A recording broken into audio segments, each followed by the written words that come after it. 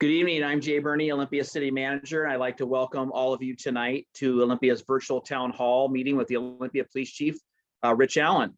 We're using this town hall as an opportunity for the Olympia community to meet the new chief, learn more about his plans for the department. We've got, looks like about a dozen participants signed in so far, and I know folks will continue to log in as we get going. This has been kind of a bit of a journey to get to this point. The last 2.5 years have had a few twists and turns as I've sought to hire a new police chief. And as I said in my news release about the hiring of Chief Allen, although I was initially disappointed that the last search process didn't yield a candidate, I immediately was at peace because I've had the comfort of having someone at the helm in Chief Allen that was living all of the traits and characteristics that I was looking for in a police chief. And I'm happy to introduce Chief Allen to all of you. I'm happy that you're all going to get a chance to meet him tonight and learn more about him. So with that, I'm going to introduce our moderator for the evening, Kelly Purse-Brossett, our Strategic Communications Director. She's going to serve as our moderator, and I'll turn it over to you, Kelly. All right, thank you, Jay. It's kind of good to be back in the moderator chair. It's been a minute. I get to hang out with Chief Allen for a bit, and you know, it's a great opportunity to help facilitate this opportunity for the community to get to know the chief.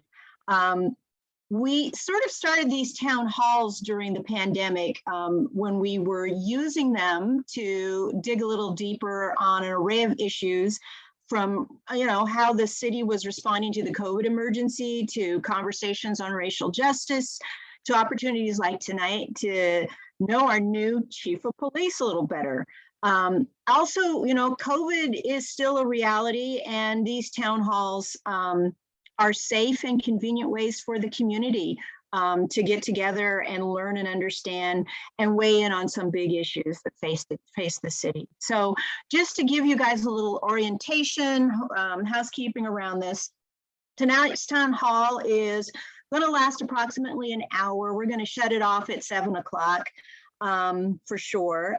It's being recorded, and we will make the link available afterwards through our YouTube channel. So if those folks who have not been able to see this live event can visit the city's YouTube and watch it over and over again, it'll be reruns. You can binge it. And also, if you want to rewatch it, that's available. As the moderator, I'm going to be the one to ask the chief the questions, give him an opportunity to answer. And I'll ask some of the questions. I'll ask some questions to get the conversation started. And I'll take some questions that come from the community through the Q&A function. So you can see there's a little button that says Q&A. You can do that. We welcome questions from attendees, but we, as always, in our YouTubes and in our interactions just generally with the community, we always want to keep our communications with each other kind and respectful. And so we asked you for that. So let's get to know Chief Rich Allen. Chief, why don't you take a few minutes to introduce yourself and tell the community a little bit about you? Thanks, Kelly. Well, hi, everybody. Rich Allen. I'm the newly appointed police chief. I'm a local guy. I either lived or have worked in this community my whole life. Grew up on the northeast side of Olympia, went to Roosevelt Elementary School, St. Mike's Catholic School for junior high, and then I graduated from Olympia High School. Like I said, I've been here my whole life. I had my first job flipping burgers at McDonald's on Slater Kenny when I was 16. Worked at Falls Terrace for a little bit, and then I got interested in police work. When I was 15, I started attending our Explorer post here at the police department, which is a bunch of young people volunteering who want to see what police work is like. So I started off volunteering for our police department and kind of worked my way up through the ranks. When I was 19, I got hired as a cadet, which at that time the cadets just kind of did office work, but it was a part-time job. Then I started working in the jail a little while. And then back then there was way more applicants than there were police jobs, and you really had to go where the job was available. And I wish we had that challenge now, but we don't. But so Tacoma was the first one to offer me a job. So I went to Tacoma, stayed up there for a couple of years. In 91 is when I started for them. And then I came back here in 94 and I've been here ever since. I've been a patrol officer, a training officer. I worked in our traffic unit, rode a motorcycle for about 5 years. I was a bomb technician, worked with the State Patrol's interagency bomb squad for about 5 years. I was a detective, lucky enough to promote to the rank of sergeant in 2012. Worked in our hiring and training unit for a while as a sergeant, then promoted to lieutenant, was a patrol lieutenant for a while, worked as a internal affairs lieutenant, a detective lieutenant, and then I became a deputy chief back in December of 19 when Chief Roberts retired. So I've been here a little while, and like I said, I'm a local guy, and this community has always been home to me, and I'm really grateful of the opportunity to give back to the community in this position. It's just I'm looking forward to it. So thank you. All right, thank you. Well, I learned a little bit more about you. The whole bomb squad thing. That's a layer. That's a layer, Chief. I wasn't aware of. Yeah, it was a blast, and that was a bad dad joke, I know, but yeah, it was a very good assignment. Yeah. Oh, that's fun. That's fun. So I'm going to start us off with some questions. Haven't received a question yet, but through there. So I'm going to start us off with some questions. But before, I want to remind our attendees that you can write your questions through the Q&A function. To save time, if I get the same sort of question, I'm going to combine them, some of the similar questions around themes and such. And I will reframe a question for clarity. I will also follow up. If there are follow-up questions, I'll ask it as the moderator. We are also just want everyone to know that, you know, the questions are for the chief. We're not taking any questions directed to city officials or to the city council.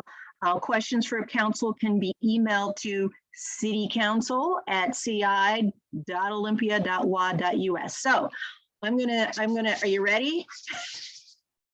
Okay, this is what the first one's gonna be hard. So you've held all the jobs apparently, from patrolman to cadet to bomb squad guy to lieutenant, detective, deputy chief. You've been the permanent chief for almost 2 weeks now. So how does it feel? It feels great. It feels a little bit like being the interim chief since October of 21, but in some ways it's different. There has been some things internally, kind of behind the scenes things that we've been waiting for a new chief to be appointed before we got going on. So it'll be nice to be able to get those things going. And I just want to, I want to take a second to recognize our staff. There's been a lot of things up in the air. A lot of people have been doing multiple roles, wearing multiple hats, acting out of class during this transition. And I'm glad that there's some permanency now, that we can start moving forward.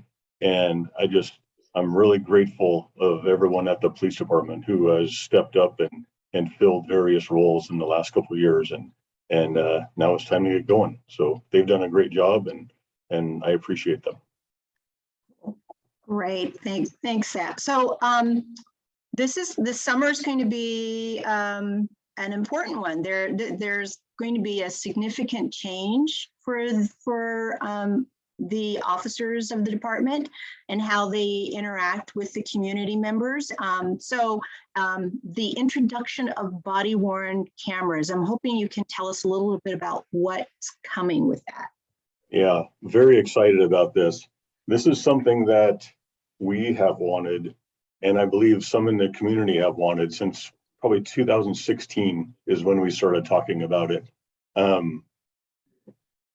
There's been recent legislation that kind of helped push this over the edge. The legislation dealt with the recording of certain interviews that the police officers do, and frankly, they do them all the time. So one of the ways to fulfill that requirement was to get body-worn cameras. And I'm grateful for the city council to finding they found the resources and the funding to get this done for us. Body-worn cameras are going to check a whole lot of boxes for us. It's going to help us with our transparency. It's going to help us with our accountability. And really, everything the police department does, we always critique ourselves. So having video of everything that we go to be able to look back on and glean training issues or things that we need to work on from that is going to be extremely valuable. What the public is going to see when we go live with this in the summer, and we're shooting for August, so hopefully it's August. What the public will see is the officers will start wearing a body camera. It'll be a square thing on their chest, and if there's a red light on it, then you're being recorded. The officers will tell you you're being recorded. It won't really change a lot what the public is going to have to do. We are going to open up a open house when we roll these out to the community, so people can come to the station, take a look at the equipment, ask questions. There's going to be a lot of questions surrounding privacy, surrounding what we do with the video, what aren't we going to do with the video. We'll be able to answer all those questions. We're developing a website right now that will have a frequently asked questions page, and it will also have a link to our policy. Excuse me. Sorry, I'm getting over it. So. It's okay. Look, take a second. I can't do a Heimlich maneuver in virtual, but you have my thoughts. I should be good. Thanks. While you're thinking, just sort of, there was a question in the chat that had to do with when officers turn off cameras or don't turn off cameras. Maybe you can address that as well when you're talking about. So the exact policy language is still being worked on. Excuse me, just one second. Yeah, go for it. So the exact policy language is still being worked on. The expectation is going to be that anytime an officer makes contact with a community member in their official capacity, right? So if they get out of their car and they go into Starbucks for a cup of coffee, they're not going to turn their camera on. If they get out of their car because someone called 911 and they want to talk to them about something, or someone wants to report a crime, then yes, they're going to turn their camera on. So once that camera gets turned on, the camera cannot be turned off. There will be exceptions to that. We have to give some wiggle room to the officers where if the victim of some kind of violent assault or a victim of a sexual assault, some kind of sensitive nature incident is happening, we have to give the officers the ability to turn off the camera. So there will be exceptions to that listed in policy. And if the officer uses an exception and turns their camera off, they're going to have to document when and why in their police report. So they can't just arbitrarily do it. There was a community process for this. We opened it up in May. The council approved the funding May 10th. I believe we opened up a community feedback survey on May 11th. It was open for a couple of weeks. So we've taken that feedback, and right now we're actively in the process of going through that, turning that either into policy language or informing our, giving us good info for our frequently asked questions page. So we've had a couple presentations to the city council already, to the community livability and public safety committee. And then in August, I'm going to go back to the city council, give them another presentation, talk about what the public feedback was, what we were able to do with it. And then again, we're going to have that open house probably the same night that I present to the council, but I'm still working out the details on that. Okay, thanks. So I had a question. You've gotten a couple nice compliments in the Q&A about your leadership being noteworthy, and congratulations on your appointment. One of the questions is, what do you see as the top priorities for the city and the police department? Well, the priority for the police department will always be community safety. One of the things that has happened as of late, and I don't know if it's due to COVID, I don't know if it's due to the economy, I don't know if it's due to changes in some legislation, but law enforcement pretty much statewide has experienced an increase in crime. And specifically in our area, it's property crime. So looking ahead, I have to do something about that. I have to address it. I need to look at our internal staffing and our resource allocation and see if I can pull officers from other places to focus on this kind of crime wave that we're seeing. And I know other agencies are struggling with the exact same thing. But it's, I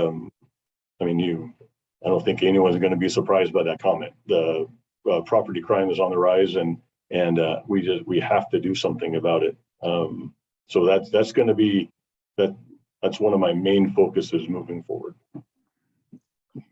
Thank you. So I'm gonna slip back into body cameras because there's more to come around that. You talked very deeply about it already, but what else is on the horizon around the area of cameras too? So not only are we getting body cameras, but we're also getting in-car video. So in summer of this year, we will be rolling out with the body cameras. Due to supply chain issues or what have you, the dash cameras, I think everyone's kind of familiar with those. The dash cams that we ordered are back ordered, and that's going to be a while. It'll probably be in 23 sometime. So in 23, we'll be getting dash mounted cameras. So not only will the officers have the body cameras on, but there'll also be cameras in the vehicles, both forward facing and then an independent camera dedicated to the prisoner area of the vehicle. So it's all pretty exciting. We're going to be the first ones in Thurston County, I believe, to have both. So I'm looking forward to it. Wow, that's good. It's kind of cool. It's kind of cool. That's quite an advancement for this summer. That's happening. It feels like it's happening quickly, but you know, it's been a pretty heavy lift for our staff, and I got to give a shout out to Janelle Stoll. She's our the program manager, or I'm sorry, the project manager for the body cameras, and she's just done a great job. And there's a whole lot of work going on behind the scenes that no one will ever know about, and so she and her team are doing an amazing job. Wonderful, wonderful. Well, I've got some more questions. If you got some time, I'm seeing some other questions coming in, so I'm going to keep my eye on that as well. Can you talk a little bit about OPD's role and the role that you're playing and will play in the city's reimagining public safety work that's going on right now? Yeah, I tell you, for a new chief coming in, this is perfect timing. The reimagining public safety process is a very in-depth, community-led, inclusive, basically feedback process of things that you want to see different in the public safety system. So as a new chief, as I'm trying to figure out a path forward, a roadmap, this is going to be great. It's going to really inform my strategic plan for the next 5 years. And this is actually great timing.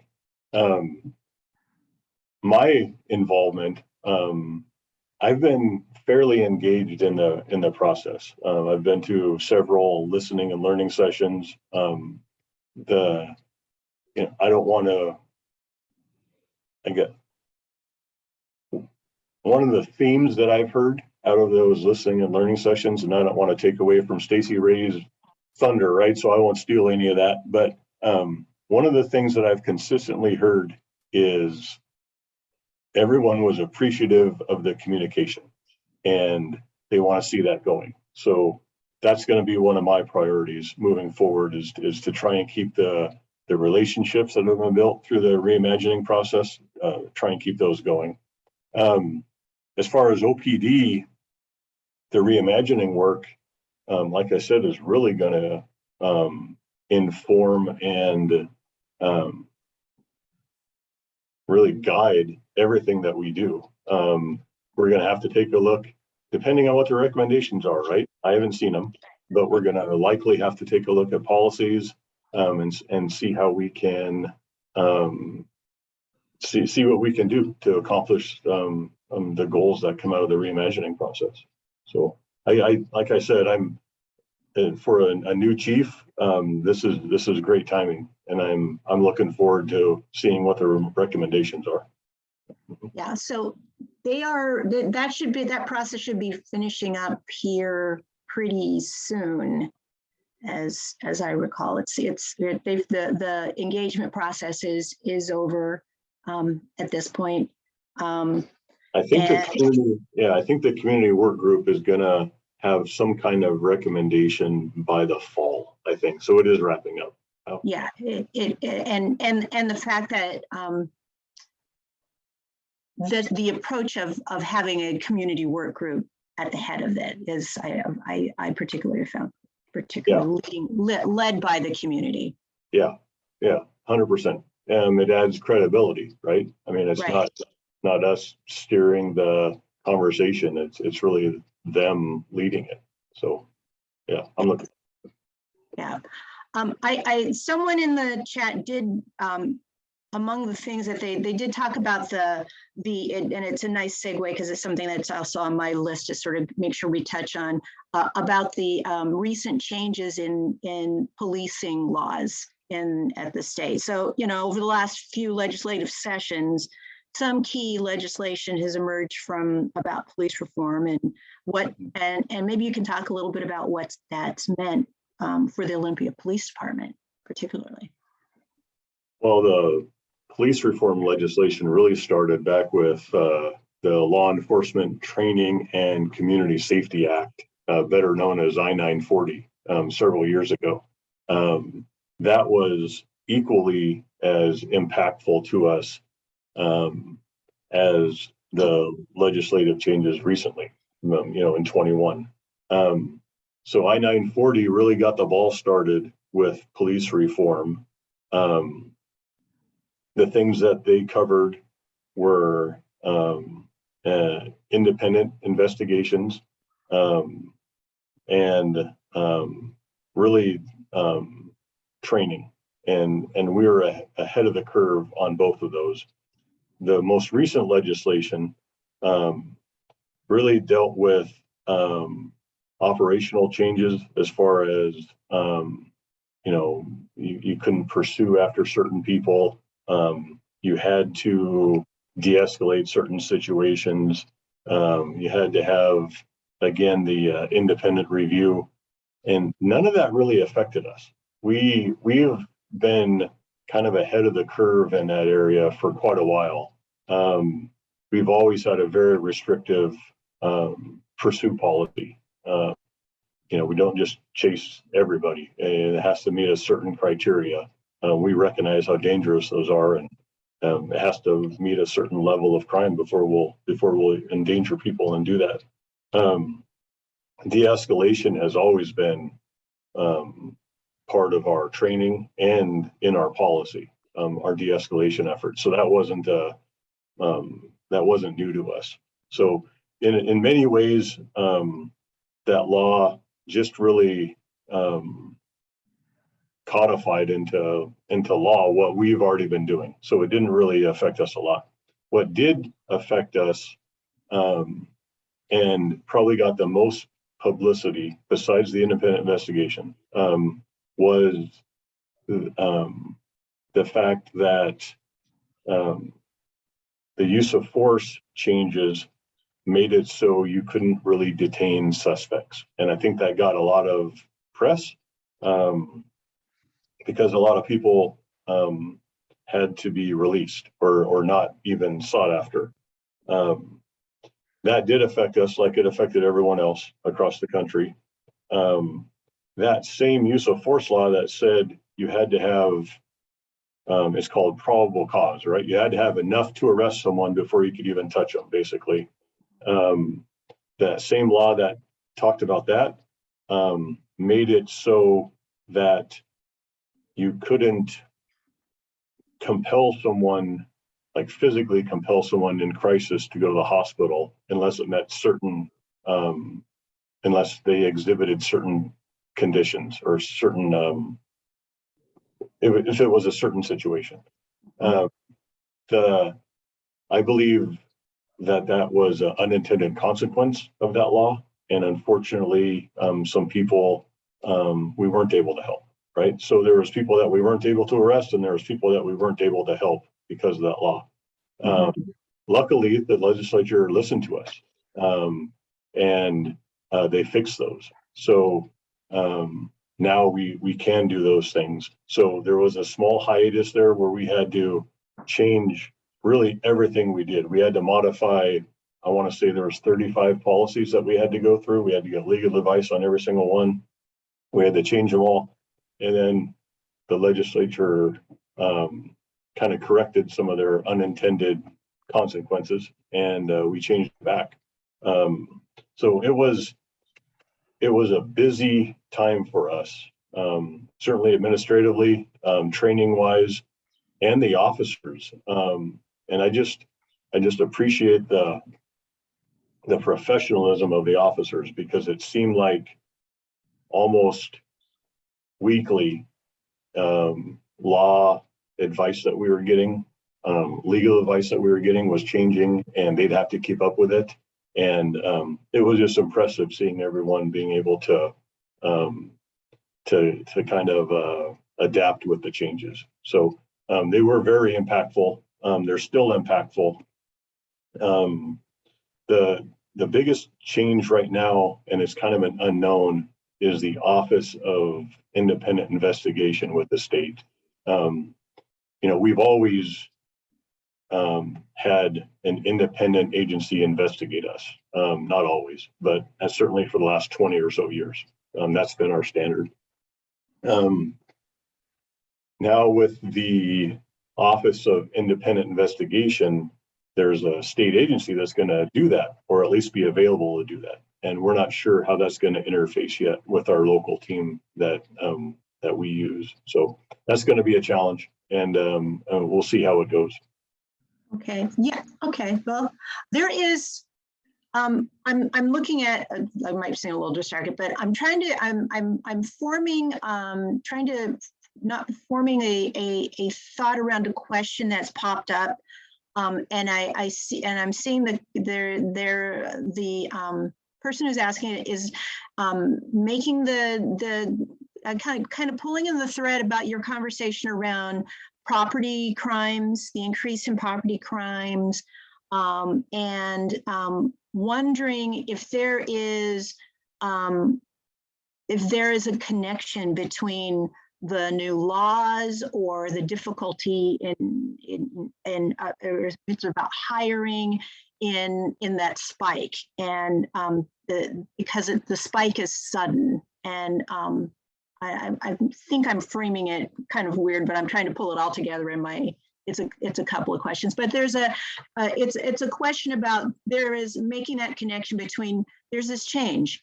There's been these change in approaches from the policing laws, and there's also this marked increase in property crime, and is there a connection? And I don't know if you can speak to that. I would be guessing. I think certainly the criminals know exactly what our rules are and what we can and can't do. And take police pursuits, for an example, right? Everyone knows now when we can and when we can't pursue a vehicle. For Olympia, we've been operating that way for quite a while, but other agencies have been able to pursue things that we wouldn't pursue. But now all the criminals know that, if you steal something and you hop in a car and you take off, the officers aren't going to chase you. Is that leading to a spike in crime? I don't know, maybe. I don't know. I guess I can't make that connection. I think there's evidence there that maybe that's true. I also think that, like I said earlier, I don't know if the economy has something to do with it. I don't know, right? I just don't know. I'd be guessing. I'd be guessing at it.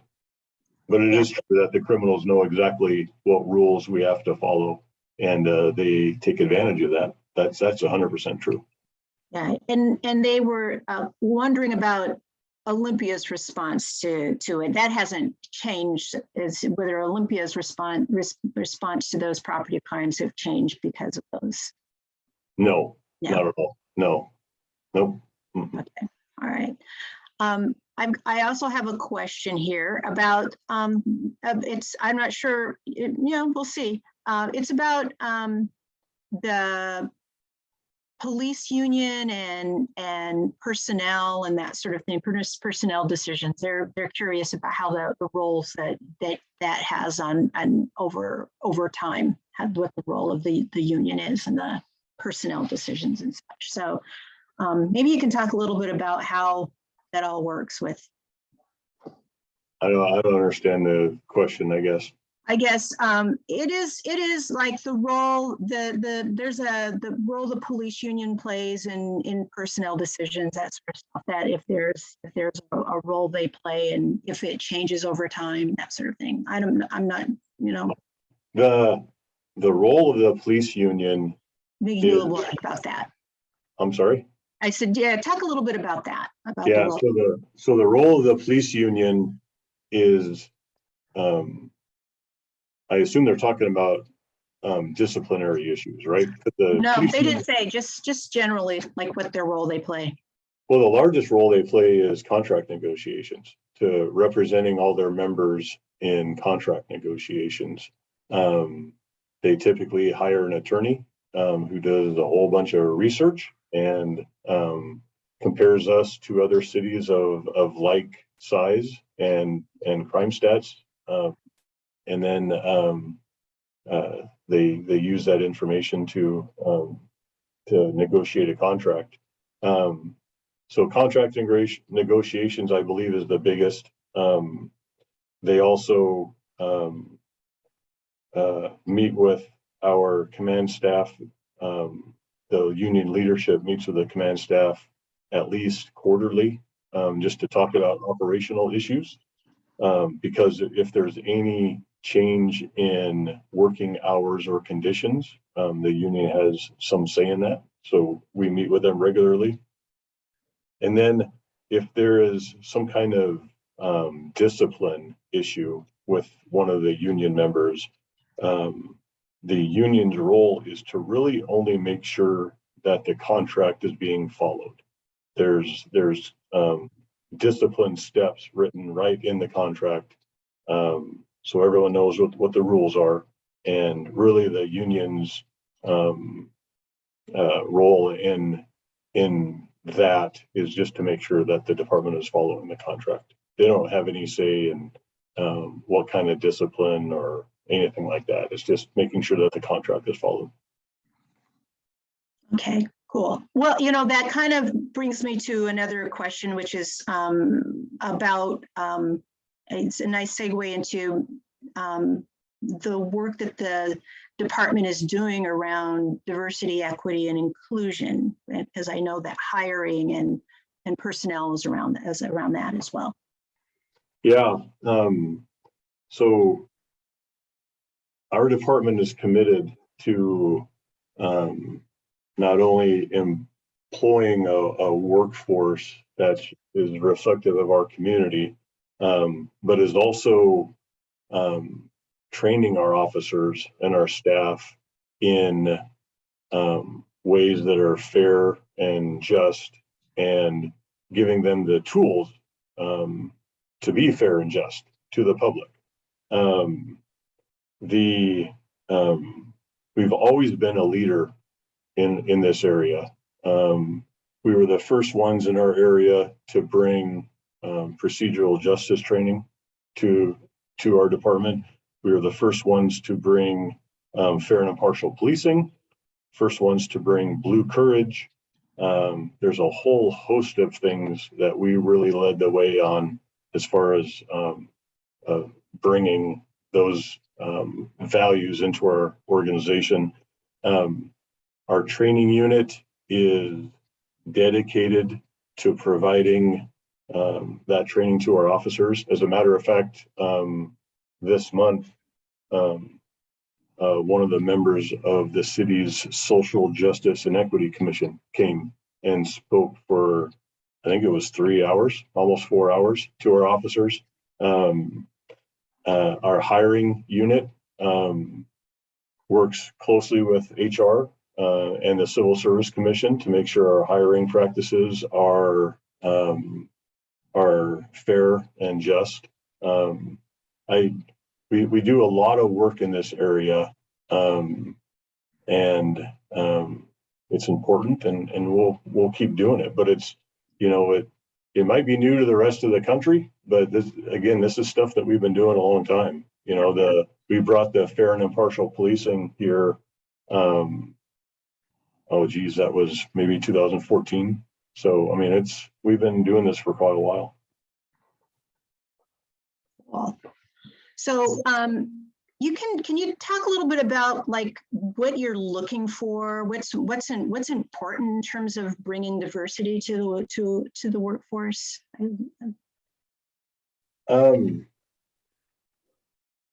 I've said this about my command staff, but I also have the same opinion for everyone in the department. I don't want a bunch of people around me who think the same as me and look like me, right? That doesn't do me any good. I need not only diversity in, race and gender, but I also need diversity of thought. I need a diverse background of people. I don't need a bunch of people that grew up in the same area and had the same lived experiences. I need people from all over, from all walks of life, who have had unique experiences, and they want to come to the police department and do good work. And that's what I'm looking for. The more diverse background a person has, the better police officer they're going to be. There's no 2 days at work here are alike, and you get exposed to a whole bunch. So the more you've seen before you got here, the more you're going to be able to relate to and help someone going through maybe a crisis that you've either been through yourself or help somebody else through before you became a police officer, right? So looking for kind of diversity of everything. I don't need a whole bunch of me's running around. So. Yeah. You know, I've enjoyed you, but yeah, it would be a little weird just to have a lot of views. I'm seeing a point in a question that has touched on the OPD's response to demonstrations. And I know that you guys, there's been a lot of work being done around transparency and accountability for the police department. So I'm wondering if maybe you could talk a little about that, and we can touch on, maybe talk a little bit about your crowd management work as well too. Yeah. I don't think it was any secret that 2020 was pretty tough, and we had I think by the time it was done, 80 plus events that we had the staff for, more than 50 some odd arrests we made, large scale property damage downtown, injuries to not only officers, but also participants in the demonstrations or rallies or whatever you want to call them. And we got a lot of feedback. And a lot of it was not favorable. And so the city council, rightfully so, commissioned a review of our response in 2020. And they used a law firm to do that. And they looked at all of our, we sent them everything. They had access to everything. Matter of fact, they had backdoor access where they could access it themselves, right? There, it was unlimited what they could get a hold of. And then they looked at our responses. They authored a report that gave several recommendations. The biggest one for me, the biggest recommendation for me that came out of that was, they said, yes, you followed policy in all of your instances. We didn't find any policy violations, but you don't have a specific crowd control policy, right? We have always used our use of force policy, our just general everyday patrol stuff kind of policies to manage those incidents, to apply to those incidents. And for a department that has dealt with these demonstrations for as many years as we have, it was kind of when I read that recommendation from the auditor, or I'm sorry, from the law firm, it was kind of a, well, duh, you know, why haven't we thought about that earlier, right? So that was only one of the recommendations. There was 4 more. I'm sorry, I don't have them in front of me, but that was the biggest one. So that's what we're doing right now. We're working on the a crowd management policy that is very focused on First Amendment rights, right? The part of the challenge that police departments have when those events occur is to keep the public safe, but you also have to balance the rights of the participants to exercise their First Amendment right. And that's always a hard balance. Some in the community, when they see a demonstration, someone marching in the street, a group of people marching in the street, they'll want officers on like 50 riot officers right there with them. And other people in the community say, no, completely stay away unless you're needed. That's always a hard balance. And so what the policy is going to do is it's going to talk about putting priority on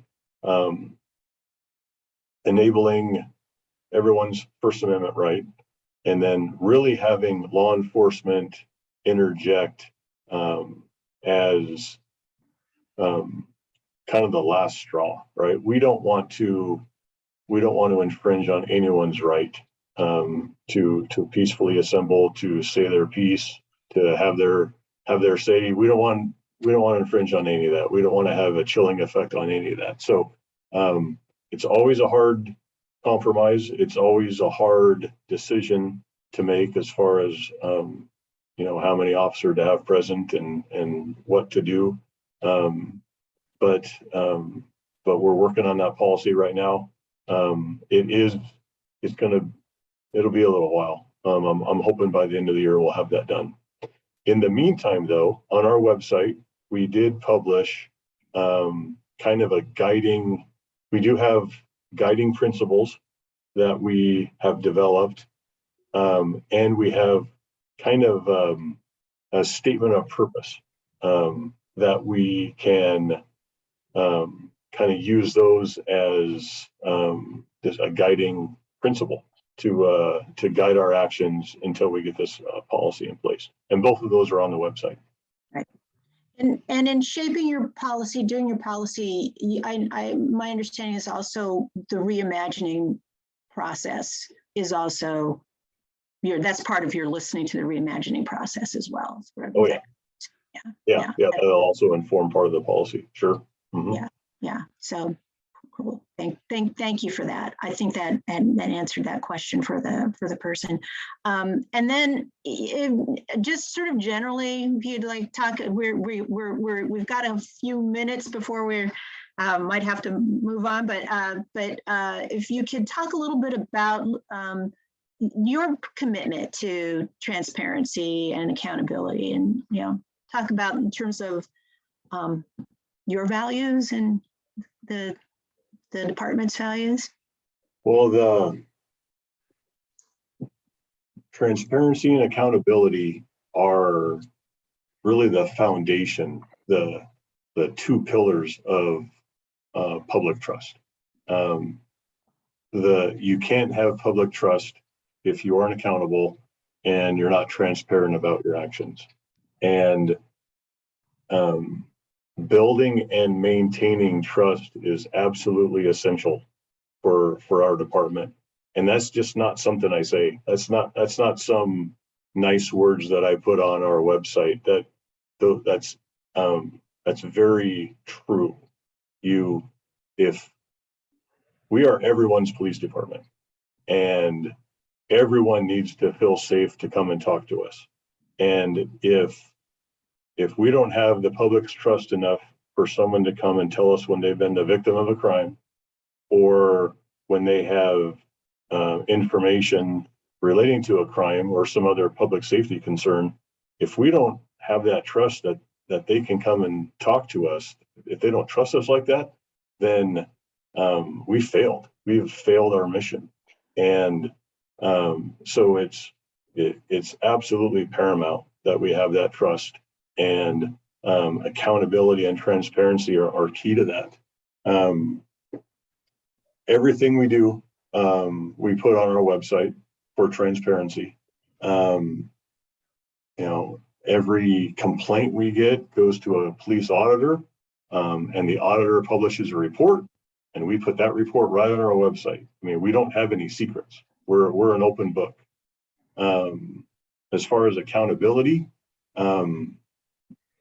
with the exception of 3 dogs, all of my employees are human, and humans make mistakes, right? But when we make a mistake, we're going to acknowledge it. We're going to fix it if we can, and then we're going to take steps to make sure that same mistake doesn't repeat itself. Typically, that involves some kind of training and discipline. But again, all of that will be in some kind of auditor report, and it will be available to everybody. Yeah, this public trust is huge, and I can't say enough about it. We are going to be a transparent organization, and I want people to be able to trust us. And it doesn't feel good that some people don't, right? Not only can we not do our jobs, but it's just not right. So, so there you go. So we're at the time for our final question. And my final question to you is, what's the one thing you'd like the community members to know about the Olympia Police Department that we didn't get to say tonight? Well, there's a lot of good stuff I can say, but I'm going to pick on one. And one is our community academy. So we have a community academy, and it's open to community members. Don't quote me on the time, but I believe it's one night a week for about a month and an hour or two each night. And you come to the station, you get to kind of see behind the scenes. We give you a tour of the police department. We take you to our jail. We give you some training. We do some use of force stuff with you. We do some shoot, don't shoot stuff with you. You've talked to our prosecutors, our training staff. It's really a behind the scenes look at our police department. So I want to give that a plug a little bit. We haven't been able to do it recently because of COVID, but we're going to open it up again in this fall. So please take a look or be on the lookout for that if you're interested. Okay. I lied to you. I do have another question. And It was, all right. So it's my thing. I lied, but the first thing I do is lie to the police. There we go. So I don't remember that. And it was a question that someone asked at the end, it came in at the tail end, and it's basically, why didn't you initially apply for the job, and why did you decide to take it? So I love being a cop. I've wanted to be a cop ever since I can remember. And I jokingly tell people, when I was a kid playing cops and robbers with my friends, I don't ever remember getting my friends together and pretending to give them a budget presentation, right? So I wanted to be a cop because of the cop things. I wanted to be out there helping people. And that's always been just part of me. I love being a cop. It was really hard to give up the patrol aspect of this job because I loved it so much. But when the city manager talked to me about this, the reality is I've been in administrative assignments anyway for a couple of years. So it has been a while since I've been on the road doing the work that I like. And, it's the people of the department are so great. And it's just an honor to lead them. So it was an easy yes when I was asked by the city manager. No, it's not something that was ever on my radar. Not something that I would ever thought I'd apply for because I really loved the other aspects of my job. But what an honor to be able to lead the hardworking men and women of this department and give back to my community in this way is just something I couldn't pass up. Cool beans. Cool beans. Hey, so I'm going to give you a chance to wrap up. Some final questions. We're about 5 minutes out, and I'm going to turn it back over to Jay afterwards. So, I don't have a lot to say. Want to thank everyone for the support I've gotten, not only from our staff here, but the city staff, the executive team. just the community in general have been great. So I just thank everyone for their support. I know I've covered a lot of information here, but like I said, one of the things that came up in reimagining is that people really value communication, and so I want to keep that going. I would love to come and talk to your organization, your group, your committee, whatever you call it. I would love to come and talk to you more in depth about any topic that I touched on, or just in general about the department. So if this works right, I want to share my screen, and